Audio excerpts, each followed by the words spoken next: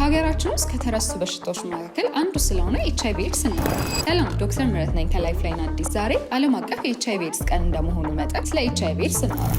ኤችአይቪ የሰውነት በሽታ የመከላከል አቅምን የሚያጠቃ ቫይረስ ሲሆን በሀገራችን በቅርብ ጊዜ ወዲህ ስርጭቱ እየተስፋፋ የመጣ ቫይረስ። ዋና ዋና የመተላለፊያ መንገዶች የመጀመሪያው ጥንቃቄ የጎደለው ግንኙነት፣ ስለታማ ወይም መርፌ ነገሮችን መጋራት።